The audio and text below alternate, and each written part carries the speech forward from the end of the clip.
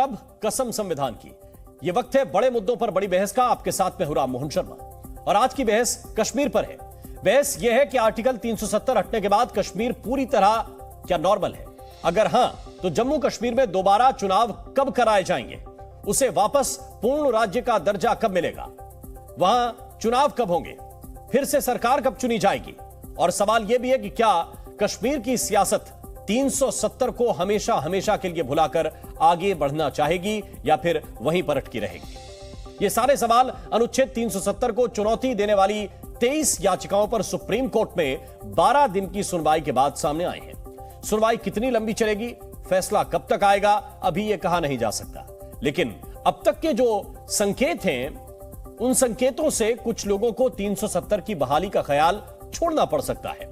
सुनवाई में supreme court ने यह स्पष्ट रूप से माना है कि अनुच्छेद 35A देश के बाकी लोगों को, उनके अधिकारों को कश्मीरियों से अलग कर रहा था। कोर्ट में सरकार की ओर से दलील भी यही दी गई थी कि यह धारा कश्मीर और बाकी देश में बंटवारा करती है, जिसमें देश के दूसरे हिस्से के लोगों को कश्मीर में बसने के, वहां पर जमीन खरीदने के और वहां रहने का अधिकार नहीं मिल पा रहा था। 23 याचिकाओं का मजमून यह था कि कश्मीर में 370 और 35A हटने के बाद हालात बदतर हुए हैं, लेकिन सॉलिसिटर जनरल ने अपने तर्क रखे कि हालात पहले से काफी अच्छे हुए हैं। इन धाराओं को क्यों हटाना पड़ा, इन्हें हटाने से क्या बदला, सरकार ने इस पर भी स्पष्ट जवाब दिया है। तो इसी पर अगला सवाल यह आया कि जब सब कुछ नॉर्मल है तो फिर जम्मू कश्मीर को वापस पूर्ण राज्य का दर्जा कब मिल जाएगा? चुनाव कब होंगे? सुप्रीम कोर्ट ने सरकार से पूछा कि क्या कोई टाइमलाइन आप दे सकते हैं? इस पर सरकार 31 अगस्त को तफसील से अपना जवाब दाखिल करेगी, जवाब देगी। तो आज की बहस इसी पर, लेकिन उससे पहले यह सुने कि किसने कहा क्या है।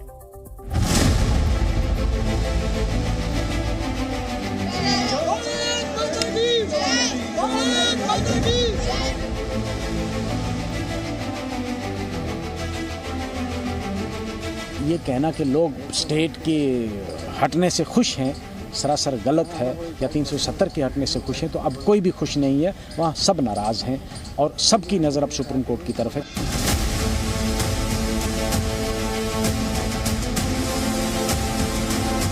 दुनिया के तमाम लोग गए वहाँ पर जाकर के उन्होंने जो है वो जम्मू कश्मीर के बदले हुए हालात को सराहा और बेहतरी का बदलाव को कहा। तो इस बात को सभी लोग, जुडिशरी भी इस बात को एहसास कर रही है। वही ऐसी डेवलपमेंट वहाँ नहीं हुई है, बल्कि रेट्रोग्रेशन हुआ है। ये कहते हैं हमने टूरिज्म करवाया, वहाँ कुछ भी नहीं है।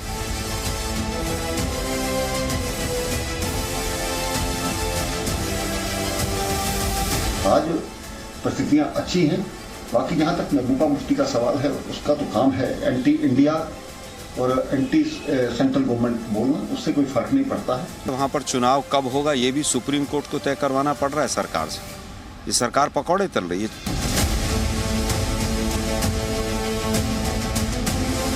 जवान हमारे सिक्योरिटी फोर्सेस, आर्मी, पुलिस, वो सक्षम है। आतंकवाद की कमर उन्होंने तोड़ दी, पाकिस्तान ने शिकस्त खा ली है। दिल्ली से बैठ करके आप कह दो नॉर्मल नॉर्मल नॉर्मल, और वादी में, अब कश्मीर घाटी में या जम्मू में या लद्दाख, आपके उसका रिवर्बरेशन नहीं होता।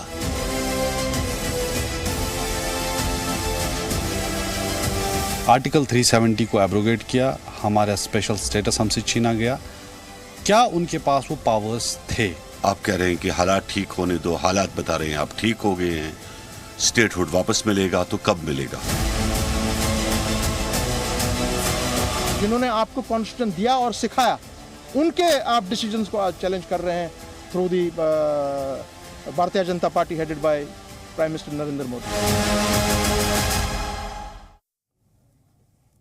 और इसी पर चर्चा करने के लिए कुछ खास मेहमान हमारे साथ हैं। आरपी सिंह हैं, प्रवक्ता हैं भारतीय जनता पार्टी के। स्वागत सिंह साहब आपका।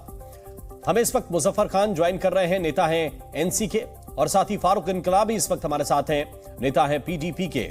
बहुत बहुत स्वागत आप सभी का। सबसे पहले फारूक इनकलाबी, सवाल आपसे है, क्या आपको लगता है कि जिस 12 दिन की जो बहस हुई है सुप्रीम कोर्ट के अंदर, उसके बाद कोई उम्मीद है आपको कि 370 की बहाली हो पाएगी या फिर मायूस बैठना पड़ेगा? जम्मू कश्मीर की आवाम को सुप्रीम कोर्ट पे पूरा भरोसा है कि उन्हें उनका जो हक है वो ज़रूर मिलेगा जो भारतीय जनता पार्टी ने जम्मू कश्मीर के अवाम से छीना है आज से 5 साल पहले। और आज भी जिस तरीके के साथ सुप्रीम कोर्ट ने भारतीय जनता पार्टी को ही मैं कहूँगा, क्योंकि हुकूमत इस मुल्क में इस वक्त भारतीय जनता पार्टी की है, तो उनसे ये सवाल किया है कि आप जम्मू कश्मीर को स्टेटहुड का दर्जा कब देंगे। तो ये एक किस्म से भारतीय जनता पार्टी को कोर्ट की तरफ से एक फटकार है। और भारतीय जनता पार्टी के दो चेहरे भी वहां पे दिखाई दिए हैं कोर्ट में कि एक तरफ चिल्ला चिल्ला के भारतीय जनता पार्टी के लोग कहते हैं कि जम्मू कश्मीर में हालात जो हैं बिल्कुल नॉर्मल हो गए हैं। आर्टिकल 370 35A का जो एब्रोगेशन हुआ उसके बाद जम्मू कश्मीर में हालात एकदम नॉर्मल हैं। और जब सुप्रीम कोर्ट में उनको जवाब देना पड़ा कि स्टेटहुड का दर्जा कब वापस मिलेगा जम्मू कश्मीर को, तो वहां ये कहते हैं कि हालात नॉर्मल नहीं है। जो ही हालात नॉर्मल होते हैं जम्मू कश्मीर में तो स्टेटहुड का दर्जा जो है जम्मू कश्मीर को दोबारा दिया जाएगा। तो आप समझ सकते हैं कि 5 सालों में भारतीय जनता पार्टी ने कितने झूठ जम्मू कश्मीर के अवाम के साथ बोले हैं, हिंदुस्तान की अवाम को बेवकूफ बनाया है और अब कोशिश कर रहे हैं कि अदालत को भी बेवकूफ बनाया जाए। लेकिन हमें पूरी उम्मीद है कि सुप्रीम कोर्ट ने जिस तरीके के साथ सुनवाई की है, हमें हमारा हक जो है वो मिलेगा, हमें रियासत का दर्जा भी मिलेगा। आर्टिकल 370 35A भी हमें उसी तरीके के साथ बाइज्जत तरीके के साथ जम्मू कश्मीर सुनवाई में ये नहीं सुना कि जस्टिस चंद्रचूड़ ने क्या कहा है 35A को लेकर, 35A को लेकर उनकी क्या कोर्ट है उनका? देखिए, जस्टिस साहब ने जो भी कहा, अभी तक जो सुनवाई हुई है हम लगातार सुनते आए हैं। मुझे पूरी उम्मीद है कि जम्मू कश्मीर के अवाम के हक में यह फैसला होगा, हमें पूरी उम्मीद है। और उसके बाद भी अगर नहीं होता है तो हम क्या कर सकते हैं? देखिए, अगर इस मुल्क में इसी मुल्क के आईन ने हमें स्पेशल स्टेटस दिया था, किसी बाहर के मुल्क ने नहीं दिया था, किसी बाहर की पॉलिटिकल पार्टी ने नहीं दिया था, और वहीं पे अगर गैर आईनी तरीके से हमसे हमारा हक छीना गया है, गैर आईनी तरीके से अगर संविधान ने दिया आपको स्टेटस और देश की संसद में खड़े होके बिल पेश किया, उसको सांसदों ने सपोर्ट किया, तो इसमें क्या गैर संवैधानिक हो गया? बिल्कुल, ये गैर कॉन्स्टिट्यूशनल था, गैर आईनी था, क्योंकि जम्मू कश्मीर में मैंने आपके हक में जो पास हो जाए वो आईनी है। जो स्पेशल स्टेटस मिला वो भी संसद से गया था, जो स्पेशल स्टेटस हटा वो भी संसद से गया। सुप्रीम कोर्ट की जजमेंट आने दें, आप देख लेंगे कि हमारे हक में फैसला होगा। और उसको तो ना आप तब्दील कर सकते हैं ना मैं तब्दील कर सकता हूं। लेकिन मैं तो सिर्फ ये पूछ रहा हूं कि अगर देश की संसद आपके हक में स्पेशल स्टेटस दे दे तो वो आपको आईनी लगता है, संवैधानिक लगता है, और देश की संसद ये तय करे कि नहीं अब हट जाना चाहिए, बहुत समय हो गया, तो आपको लगता है कि यह असंवैधानिक हो गया? देखिए, संसद भारतीय जनता पार्टी की है, इस वक्त मेजॉरिटी उनकी है, हुकूमत उनकी है, उनके पास ताकत है, ताकत का उन्होंने गलत तरीके के साथ इस्तेमाल किया। सरकार उनकी है और जम्मू कश्मीर की, बिल्कुल जम्मू कश्मीर के अवाम के हकूक पर उन्होंने डाका डाला। अब इस वक्त हम मजलूम हैं, जम्मू कश्मीर के लोग, हम आवाज भी नहीं उठा सकते हैं जी। अगर कहीं से आवाज उठती भी है तो उस आवाज को दबाने के लिए बहुत सारी एजेंसी। आप कहां मजलूम है साहब? आप जो कह रहे हैं आपकी बात सुनी जा रही है, ये क्यों आप भी बार बार कहते हैं कि आप पीड़ित हैं, आप परेशान हैं? क्यों परेशान है भाई? अगर क्यों परेशान है? कश्मीर की आवाम की आवाज सुनी जाती, यहाँ पे हालात आपकी आवाज सुनी जा रही है, आप खुलकर कह रहे हैं। 23 लोगों ने याचिका लगाई, देश की सबसे बड़ी अदालत सुन रही है, 12 दिन तक सुनवाई चल रही है, अभी भी आगे का पता नहीं कितने दिन तक चलेगी और कैसे सुना जाए। आप टीवी पे बोलते हैं कि हमें, आप देश की अदालत के अंदर बोल रहे हैं आपके वकील, और कैसे सुना जाए आपको? आप क्या चाहते हैं? हमें पूरी उम्मीद है कि अदालत जो है वो इंसाफ करेगी। ठीक है, जम्मू कश्मीर आरपी सिंह साहब इस वक्त हमारे साथ हैं, मुजफ्फर खान भी हमें ज्वाइन कर रहे हैं, सुशील पंडित जी भी इस वक्त हमारे साथ हैं। लेकिन आरपी सिंह साहब ये कह रहे हैं कि सरकार दो बातें कहती है। पहली बात ये कहती है कि निवेदन करूं, हाँ आपकी बात कि कश्मीर में सब कुछ नॉर्मल है, अदालत में बताते हैं कि जब नॉर्मल हो जाएगा तब। जी बोलिए। मेरा निवेदन है कि एनसीपी के नेता भी यहाँ पर हैं और कश्मीरी पंडित भी हैं यहाँ पर, सुशील जी, इनको बुलवा लीजिए, फिर मैं सबके इकट्ठे आंसू को एक फिर बस इतनी बात बता दीजिए ना कि अगर कश्मीर में हालात अभी नॉर्मल हैं, सिंह साहब की नहीं, बस सरकार है, आपकी सरकार है सर। 1 करोड़ 80 लाख टूरिस्ट गए थे पिछले साल जी। आप बता सकते हैं पिछले 5 साल में आपने कोई सुना पत्थरबाजी होती है वहां पर? कभी सुना कि जुम्मे के दिन वहां पर कोई झंडा लेकर खड़ा होता है ऐसे का ये कहने के लिए सर आपको बीच में टोका नहीं मैंने किसी को, मैं तो मौका आपको दे रहा था। आईएसए का झंडा लेकर खड़ा होता था कोई ये कहने के लिए कि नहीं नहीं हमको तो क्या चाहिए, हमको चाहिए आज़ादी। सब ये दिखता है। इस बार 15 अगस्त पर हर घर पे तिरंगा लहरा रहा था, ये दिखता है इन लोगों को।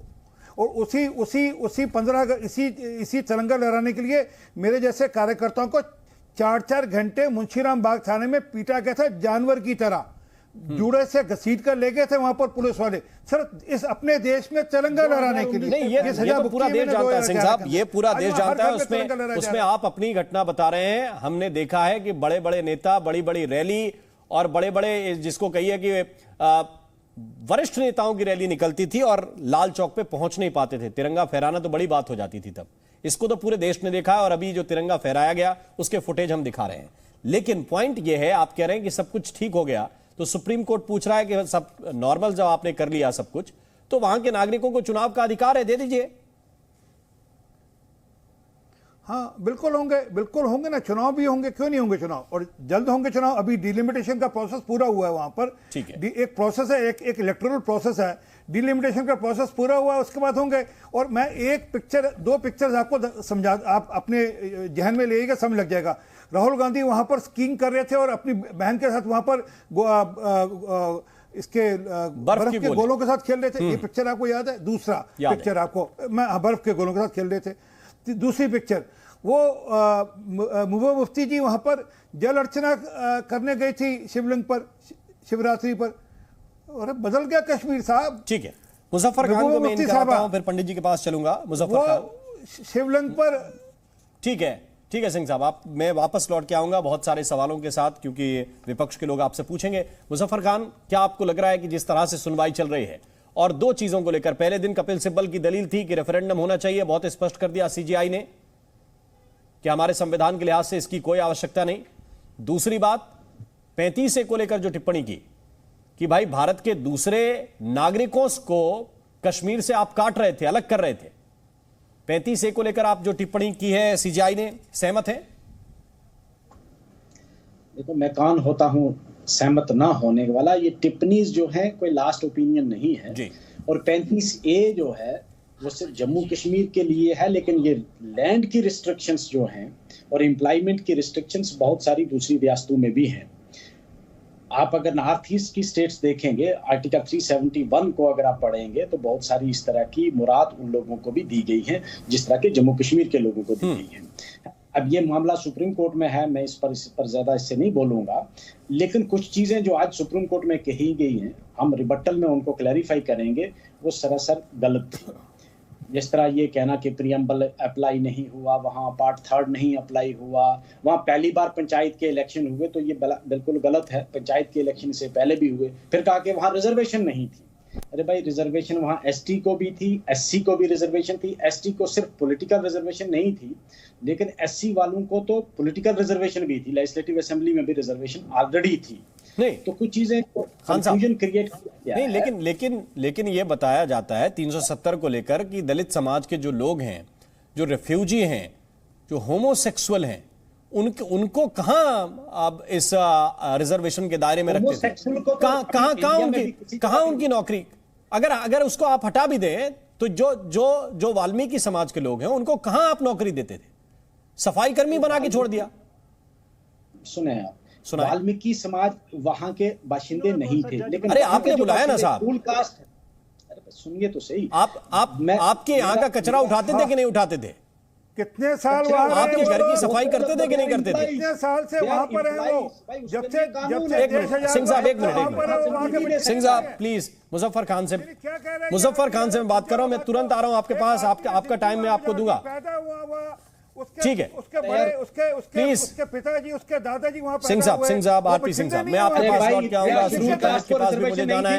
मैं केवल खान साहब के जी, शेड्यूल कास्ट को नहीं थी रिजर्वेशन। कितना झूठ बोलोगे? मैं आपसे क्या पूछ रहा हूँ? जो आपके घर का कचरा उठाने वाला स्वीपर है, नहीं थी, शेड्यूल ट्राइब को नहीं उसको, उसके बच्चे को आपने अधिकारी बनने दिया? किसके बच्चे? जो बाहर का है भाई, आपने बुलाया ना कि किसी और ने बुलाया? महाराजा के दौर से नहीं है, तो कोई भी बाहर का आदमी जो है वो मुलाजमत यहाँ नहीं कर सकता था। तो यही तो सवाल है, यही सीजीआई उठा रहे हैं, जो आप कबूल कर रहे हैं कि भाई भाई उसका कानून था भाई। सीबीआई यही तो मैं पूछ रहा हूं कि यही कानून, इसीलिए तो इस कानून का विरोध था ना, जो आप कानून का दायरे में बता रहे हैं। इसके लिए नहीं था कि कोई गरीब आदमी जो सफाई का काम करता है, उसका बच्चा अगर पढ़ लिख के एमए भी हो जाएगा, पोस्ट ग्रेजुएट भी हो जाएगा, तो उसको आप नौकरी देंगे सफाई कर्मी की। ये इंसाफ है? नौकरी जहां से वो आया है वहां उसका जहां का वो अरे जहां से उसके दादाजी आए थे भाई, वो नहीं आया कहीं और से। और सेंट्रल मुजफ्फर खान साहब, वहां से उसके दादाजी आए थे, वो नहीं आया। मैं कह रहा हूं दादाजी आए, लेकिन वो स्टेट सब्जेक्ट नहीं है। जब तक ये स्टेट सब्जेक्ट नहीं है तो वो स्टेट सब्जेक्ट बनाएगा कौन? मुजफ्फर खान की पार्टी या पीडीपी जो सरकार में रहे, कौन बनाएगा स्टेट सब्जेक्ट? अरे भाई मेरी पार्टी ने नहीं बनाया। 300 स्टेट सब्जेक्ट 1927 से बना है, आजादी से भी पहले। यही तो आप मतलब आपको ये जो फीड करते हैं ना जो लोग, यही समस्या है, यही समस्या इस देश में। इस देश में यही समस्या है कि आप समझाना नहीं चाहते। मैं बता रहा हूं, अब देखिए बहुत क्लेरिफाई कर रहा हूं, बहुत क्लेरिफाई भी करेंगे, सरकार वाले करेंगे, कोई बोलोगे। 1947 में जब देश आजाद हुआ, ओबीसी को कितना रिजर्वेशन था इस देश में? और ओबीसी का रिजर्वेशन कब लागू हुआ? वो इस देश के संविधान ने तय किया ना। बाद में आया। अगर मुजफ्फर खान के लिए देश का संविधान ये तय कर देता है कि उस सफाई कर्मी के बच्चे को अच्छी नौकरी मिल सकती है, तो आपको लगता है कि ये गलत हो गया? उसके लिए 370 हटाने की जरूरत नहीं है। उसके लिए नहीं, तो क्यों नहीं हटाने की जरूरत नहीं? आप तो कह रहे हैं वही कानून रोक रहा था। अभी तो आप बता रहे हैं कि वही कानून रोक रहा था। 35A था वो, 35A अलग था वो। 35 भाई मैं दोनों की बात, मैंने तो 35A पे ही आपका कमेंट जो पहला मांगा वो 35A पे मांगा। को प्रेसिडेंशियल आर्डर से आप अमेंड कर सकते थे भाई, वो तो प्रेसिडेंशियल आर्डर से अमेंड हुआ है, प्रेसिडेंशियल आर्डर से आया है। दूसरी बात मैं आपको क्लैरिफाई कर दूं, सुशील पंडित जी ने क्या नहीं, ठीक है, आपका पॉइंट क्लियर हो गया। आप कह रहे हैं वो 35A के दायरे में था, 35A अलग मुद्दा, 370 अलग मुद्दा। सुशील पंडित जी, क्या आपको लगता है कि सरकार दो बातें, एक चीज कह के मैं इजाजत लूंगा आपसे, मुझे कहीं एंगेजमेंट है कहीं और। एक चीज मैं बता दूं आपको, उसके बाद आप सुशील पंडित साहब से कर ले बात। आर्टिकल 370 जो आपने कहा ना कि पार्लियामेंट ने दिया, वो पार्लियामेंट ने नहीं, वो कॉन्स्टिट्यूट असेंबली ने दिया है। जिस कॉन्स्टिट्यूट असेंबली ने संविधान बनाया उसने दिया था। आर्टिकल 370 पार्लियामेंट ने नहीं दिया था। हंस क्यों रहे हैं आप? हंस क्यों रहे हैं? जवाब ले लें फिर, 1 मिनट और रुक जाए, जवाब ले लें। सुशील पंडित क्यों हंस रहे हैं बताएं? क्या ये मैं बताता हूँ क्यों ऐसा है। ये आप एक वकील साहब से बात कर रहे हैं और वकील साहब आपको सरासर मुंह पे झूठ बोल रहे हैं। कॉन्स्टिट्यूएंट असेंबली ने हमें कॉन्स्टिट्यूशन दिया। सुशील पंडित सुन ले बात सुनिए। कॉन्स्टिट्यूट असेंबली ने दिया, पार्लियामेंट ने नहीं दिया। खान साहब, अरे साहब ये मैंने कहा ना, ये आपको या तो नॉलेज नहीं है या झूठ बोल रहे हो आप सुबह से शाम तक लॉजिक सुन ले, लॉजिक सुन ले। शाम तक झूठ बोलते हैं, उसी की कमाई करते हैं। सुप्रीम कोर्ट के कॉन्स्टिट्यूट असेंबली ने दिया और ये कहती है हंस रहे हैं जैसा कि मैं बच्चा हूं। ये देखिए, अब सुनेंगे भी नहीं ना, प्रॉब्लम तो यही है। लोगों को आप झूठ बोलोगे स्क्रीन पे, अब फिर ये चुप नहीं करेंगे। अरे आप सुनेंगे तब ना सच और झूठ का फैसला होगा। उनकी बात तो आने दें। Thank you very much. Please सुने, बहुत मिर्च है। बोलिए पंडित जी, बोलिए। हंसने के लिए देखिए, कॉन्स्टिट्यूएंट असेंबली, ये चुप नहीं होगा आदमी, ये चुप नहीं होगा इंसान। आप लोगों को तमीज नहीं। ये देखिए, ये इंसान चुप नहीं होगा। सुशील पंडित जी आप बोलें। बहुत बहुत धन्यवाद शर्मा जी। कॉन्स्टिट्यूएंट असेंबली ने हमें संविधान दिया और संविधान के अंदर 100 संशोधन हमारी संसद ने किए, क्योंकि कॉन्स्टिट्यूएंट असेंबली हमेशा जिंदा नहीं रहती है। कॉन्स्टिट्यूएंट असेंबली संविधान बनाकर संसद को सौंप देती है और फिर संसद उसमें समय समय पर जो आवश्यकता होती है उस अनुसार संशोधन करती है। तो कॉन्स्टिट्यूएंट असेंबली की सक्सेसर संसद मानी गई है, इसीलिए वो संविधान में संशोधन कर पाती है। कॉन्स्टिट्यूएंट असेंबली हमेशा जिंदा नहीं रहती। अब रही बात 370 की, 370 संविधान में कॉन्स्टिट्यूएंट असेंबली ने टेम्पररी प्रोविजन के रूप में डाला था जी, उसको वहां नहीं रहना था। 70 साल से कोई चीज टेम्पररी रहती है क्या? जब कॉन्स्टिट्यूएंट असेंबली के दिए हुए संविधान में 100 से ज्यादा संशोधन हो गए तो ये टेम्पररी प्रोविजन कैसे जिंदा रहा? अपने आप में एक बहुत बड़ा सवाल है। दूसरी बात, 35A संसद से पूछ के लाया गया था? नहीं। 35A लोगों से पूछ के लाया गया था? नहीं। 35A असेंबली से पूछ के लाया गया था? नहीं। 35A इस देश में दो तरह के नागरिक डिफाइन करता है। ये भेदभाव नहीं है तो क्या है? 35A के माध्यम से आप कश्मीर में बुला करके लाए गए दलितों को तब तक दलित बनाए रखना चाहते हैं, तब तक राज्य में बनाए रखना चाहते हैं जब तक वो आपका कूड़ा ढोएं, आपका मैला साफ करें। उसके बाद जैसे ही वो किसी दूसरी नौकरी में, किसी दूसरे काम में जाते हैं, आप उनको कहते हैं कि आप बाहर के बाशिंदे हैं। इस पर अभी भी शर्म नहीं आती? इस पर अभी भी किसी तरह का कोई रंज और गिला नहीं है? कहते हैं वो सिर्फ ठीक हो सकता था, कहते हैं वो अलग से ठीक हो सकता था। वाल्मीकि जो है उनके बच्चों को जॉब नहीं, अगर अलग से ये सुनाने नहीं दे, कचरा भी नहीं छोड़ा उठाने के लिए। अगर ये ठीक हो सकता था बिना 370 हटाए तो क्यों नहीं किया? 70 साल तक आप शोषण करते रहे, आप शोषण करते रहे 70 साल तक, गैर बराबरी करते रहे।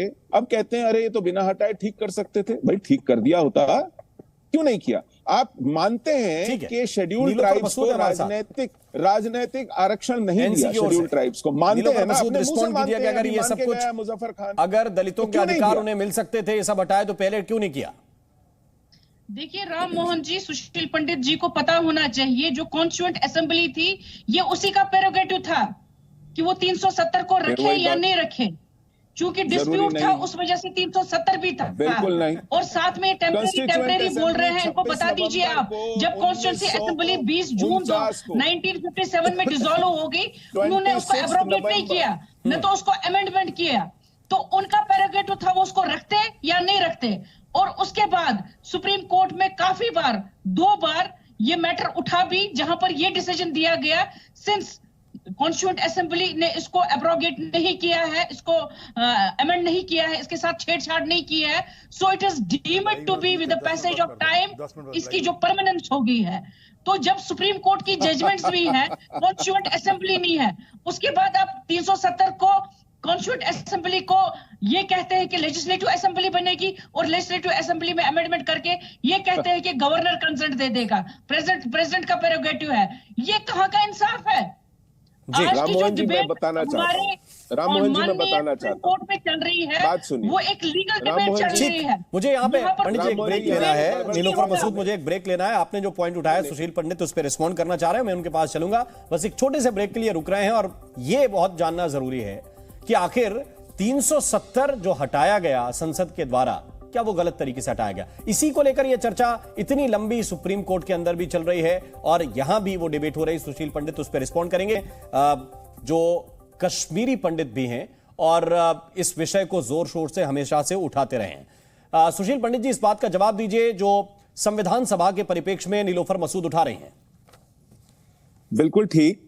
इन्होंने कहा कि साहब बिना उनसे पूछे हटाया नहीं जा सकता था। पहले ये झूठ क्यों बोल रही है कि 370 हटा दिया गया है?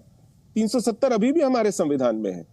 370 में केवल परिवर्तन और संशोधन किए गए हैं, जिनको प्रेसिडेंशियल ऑर्डर से किया जाता रहा है पहले भी। इस बार भी कोई नई चीज नहीं की है। जैसे पहले संशोधन होते थे बिल्कुल उसी प्रक्रिया से संशोधन हुए हैं। तो सबसे पहले ये झूठ बोलना बंद करें कि 370 हटा दिया गया है। 370 हमारे संविधान में अभी भी है। प्लीज, आपको मैं रिस्पॉन्ड करने का पूरा टाइम दूंगा, लेकिन अगर दर्शकों की सुविधा आप चाहती हैं, आप चाहती हैं, बीच में क्यों बोलती हैं? नीलोफर मसूद, इनका झूठ नहीं। नीलोफर मसूद, अगर आप ये चाहती हैं कि ये जोर जोर से चिल्लाने का मंच बन जाए, पब्लिक को कुछ समझ ना आए, तो वो आपकी इच्छा है। लेकिन मैं चाहता हूं कि सुशील पंडित अपनी बात कंप्लीट कर लें, इसके बाद मैं आपको उतना ही टाइम दूंगा बराबर। सुशील जी कंप्लीट कीजिए। धन्यवाद राममोहन जी। 370 आज भी हमारे संविधान में है। मैं ये एफिडेविट के ऊपर लिख के दे सकता हूं। सच बात है, केवल उसमें संशोधन किए गए हैं और वो संशोधन जिस प्रक्रिया से किए गए हैं उसी प्रक्रिया से आज तक संशोधन होते आए हैं, और उन्हीं संशोधनों को आज सुप्रीम कोर्ट देख रही है कि वो ठीक प्रक्रिया से हुए हैं कि नहीं। फिर 35A की बात आती है। 35A भी एक प्रेसिडेंशियल ऑर्डर से गया था, संसद की नजर बचा कर गया था। हमारे संविधान के 35A कैपिटल ए, ये 34 के बाद नहीं आता, 36 से पहले नहीं आता, ये एनेक्स्चर 1 में डाला गया था चोरी छुपे। इस तरीके से पिछले दरवाजे से संविधान में संशोधन करना, ये अपने आप में एक बहुत बड़ा फ्रॉड है। बहुत सी संविधान की प्रतियों में छपता भी नहीं था, इतनी चोरी छुपे किया गया और डॉक्टर राजेंद्र प्रसाद ने 1954 में पूछा क्या ये संवैधानिक है, क्या ये नैतिक है, क्या इसकी आवश्यकता है, और डॉक्टर राजेंद्र प्रसाद के उस पत्र का लिख करके पंडित नेहरू ने जवाब दिया कि हम इसको रिकॉर्ड पे नहीं लाएंगे अपनी बातचीत को, मैं आपको अलग से समझाऊंगा। इस तरीके से 35A को लाया गया। ये एलाइड पब्लिशर्स वॉल्यूम्स में आप जो correspondence of doctor Rajendra Prasad है उसमें देख सकते हैं, ये चिट्ठियां हैं। आज इस बात से मुंह मोड़ रहे हैं कि ये आपने कंस्टिट्यूएंट असेंबली से नहीं पूछा जिसने जो भंग हो गई थी 1958 में जी। अरे कंस्टिट्यूएंट असेंबली भारत के संविधान को तय करेगी क्या कश्मीर की? भारत के संविधान को या तो भारत की कंस्टिट्यूएंट असेंबली तय करती है या भारत की पार्लियामेंट तय करती है। किसी प्रदेश की कंस्टिट्यूएंट असेंबली या असेंबली तय नहीं करती है।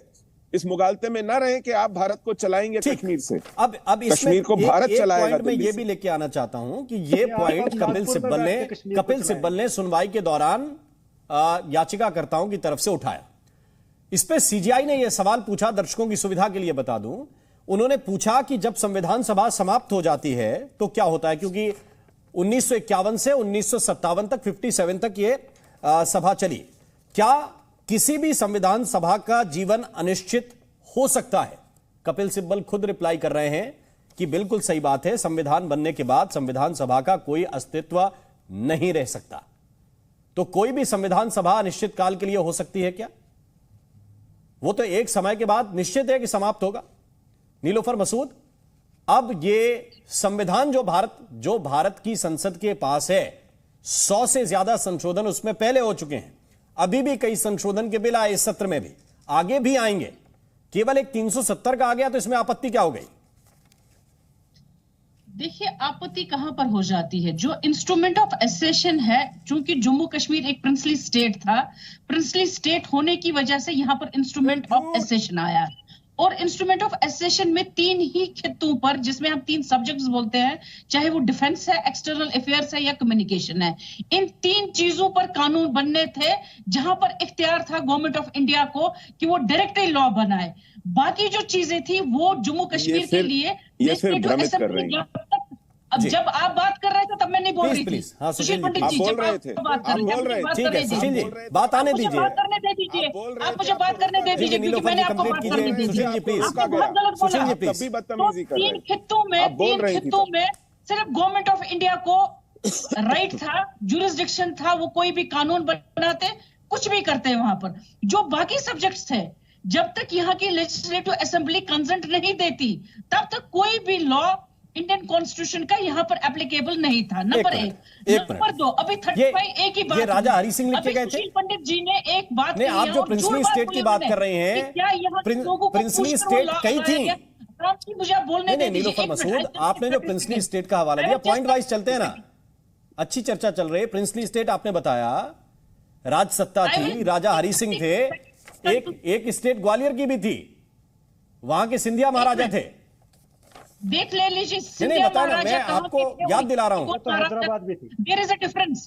जब जम्मू कश्मीर था उस वक्त न तो इंडिया था न पाकिस्तान था, ये आपको मान कर चलना चाहिए। क्या था? 35A की बात सुशील पंडित जी ने बात की, जिसमें उन्होंने ये कहा क्या यहाँ के लोगों को पूछकर वो लाया गया। ये कश्मीरी पंडितों ने ही लड़ाई लड़ी थी। जो स्टेट इनहेरिटेंस का लॉ है, हेरिडिटी लॉ, वो किसने लाया, किस वजह से लाया गया था? अब सुशील पंडित जी से पूछ लीजिए।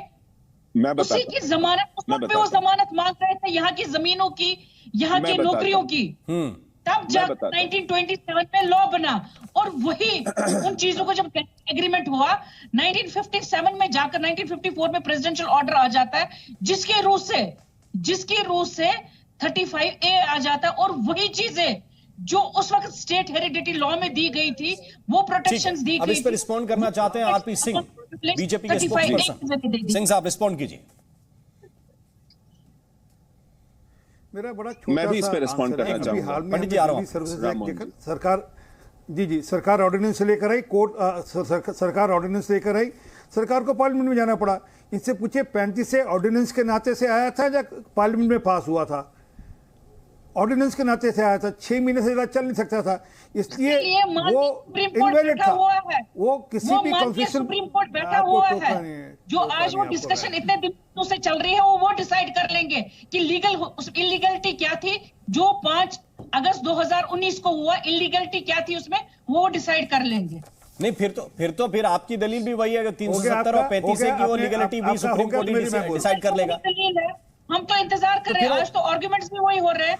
अब आप इसको पॉलिटिकल रंगत देकर जैसे एसजी कर रहे हैं, वो तो उनके पास सवालों का जवाब इसका फायदा या तो नीलोफर मसूद की पार्टी को हो सकता है, फारूक इंकलाबी की पार्टी को हो सकता है, या बीजेपी कांग्रेस को हो सकता है। इससे हमारा क्या लाभ है?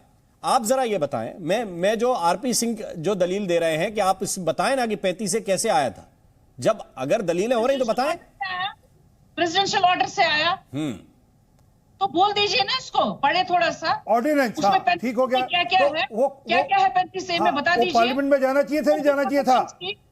कौन सी 35 से क्या डिफाइन करता है? वो ऑर्डिनेंस 6 महीने के बाद पार्लियामेंट से पास होना चाहिए था, नहीं होना चाहिए था, ये बता दीजिए।